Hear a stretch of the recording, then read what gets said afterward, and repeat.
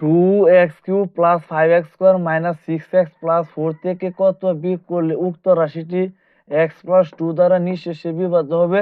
এই অঙ্কটি আমরা বেসিক নিয়মের সমাধান করব। পরীক্ষার মধ্যে এমন ধরনের অঙ্ক থাকলে আমরা প্রথমটিকে ধরে নেব ভাজ্য, দ্বিতীয়টিকে ধরে নেব ভাজক। এখন আমরা আবার মনে নেব, মনে করে ভাজক x প্লাস 2 সমান 0 বা x সমান -2, অতএব ভাজ্য 2x³ plus 5x² minus 6x plus 4। এখন আমরা ভাজ্যর মধ্যে x এর মান 2 বসিয়ে দিব।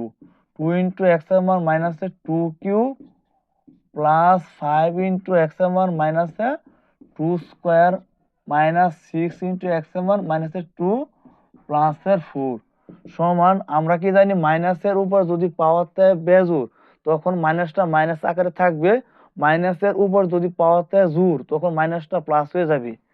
এখানে কি আছে 2 × মাইনাসের উপর আছে বেজোড় পাওয়ার, এখন আমরা লিখতে পারি -2³ মানে 8 প্লাস 5 × মাইনাসের উপর পাওয়ার আছে জোড় তখন মাইনাসটা আবার প্লাস হয়ে যাবে।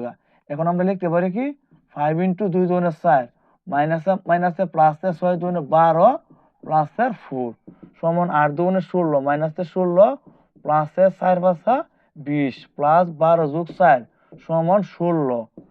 এখন আমরা মাইনাসে প্লাসে জায়গা থাকে কি 20, আনসার 20।